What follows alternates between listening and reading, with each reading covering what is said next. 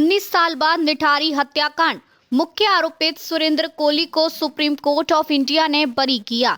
10 मौत की सजाओं में से आखिरी में भी मुक्त। विस्तृत रिपोर्ट। उत्तर प्रदेश के नोएडा निठारी गांव में 2005 से 2006 में घटी भयावह हत्याओं की जांच और मुकदमेबाजी एक लंबी कानूनी गुत्थी रही है। इस कांड में मुख्य नाम है घरेलू सहायक सुरेंद्र कोली तथा उसके नियोक्ता मोनिंदर सिंह पंडेर। अब सुप्रीम कोर्ट द्वारा कोली के क्यूरेटिव पिटीशन मंजूर किए जाने के बाद यह देखें कि क्या हुआ और क्यों ये घटना न्याय व्यवस्था की चुनौती का एक बड़ा उदाहरण बनी है। मामला क्या था? 29 दिसंबर 2006 को नोएडा के निठारी गांव में पंडेर के घर के पीछे एक नाले ड्रेन से 8 बच्चों के कंकाल मिले थे। इसके बाद निकली जांच में ये पाया गया कि छोटे बड़े बच्चों व महिलाएं गायब हो रही थीं। उनमें से कुछ की हत्या हुई थी। साथ ही बलात्कार व अंग तस्करी संभावना जैसे दावे सामने आए।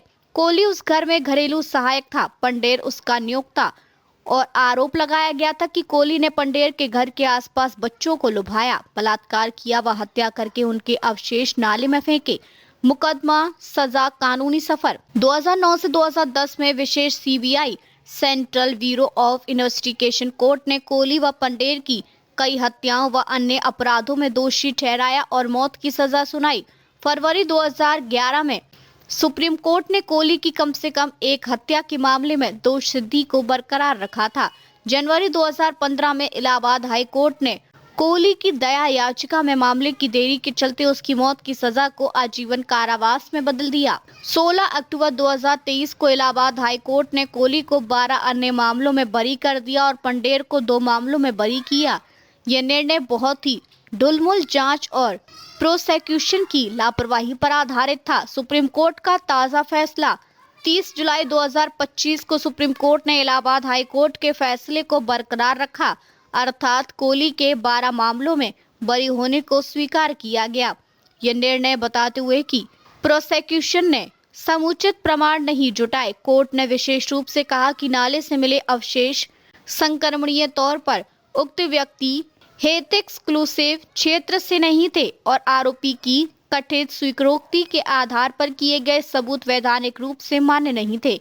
इसके परिणाम स्वरूप कोली अब उन 12 मामलों से मुक्त हो गया है जहां पहले उसे दोषी ठहराया गया था। हालांकि अभी एक अन्य मामले में आजीवन कारावास की सजा बची है। सामाजिक न्याय संदर्भ एवं चुनौतियां। यह मामला न्याय व्यवस्था में सबूत जुटाने, सुधारात्मक जांच, साक्ष्य प्राप्ति प्रक्रिया और मृत्यु दंड से जुड़ी जटिलताओं को उजागर करता है। पीड़ित परिवारों को यह निर्णय न्याय न मिलने का प्रतीक लगता है, क्योंकि बहुत लंबे समय तक उन्हें उम्मीद थी कि दोषी सजा पाएंगे। न्यायालय ने सख्त शब्दों में कहा कि स्थानीय पुलिस व जांच एजेंसियों ने इस प्रकार के भयानक अपराध की जांच में लापरवाही की, जिससे लोकहित में विश्वासघात जैसा कुछ बना। इसके अतिरिक्त यह मामला दिखाता है कि मीडिया दबाव, सामाजिक रोष और रहस्य कांड जैसी अवधारणाएं कैसे जांच प्रक्रिया एवं निर्णय को प्रभावित कर सकती हैं। अब क्या हुआ और आगे क्या होगा? आज कानूनी रूप से कोली उन मामलों से मुक्त हुआ है जहां उसे दोषी माना गया था। फिर भी एक मामला अभी सक्रिय है जहां उसे आजीवन कारावास की सजा हुई थी, इसलिए पूरी तरह से मुक्त नहीं हुआ है। यह फैसला आगे अन्य बड़े संवेदनशील मुकदमों में जांच प्रक्रिया की गुणवत्ता तथा अभियोजन साक्ष्य की वैधता की दृष्टि से मिसाल बन सकता है। न्याय प्रक्रिया में सुधार की मांग फिर से उठ सकती है, विशेष रूप से जब मौत की सजा जैसे अपरिवर्तनीय परिणाम जुड़े हों। निष्कर्ष, यह फैसला सिर्फ एक आरोपी की बरी हुई सजा नहीं है, बल्कि यह अव्यवस्था के उन विकारों की पहचान भी है जिन पर ध्यान देने की जरूरत है, जैसे जांच की गंभीरता, साक्ष्य की वैधता, अभियोजन क्षमता और यह सुनिश्चित करना कि भयंकर अपराधों में भी निष्पक्ष तथा व्यवस्थित न्याय मिल सके।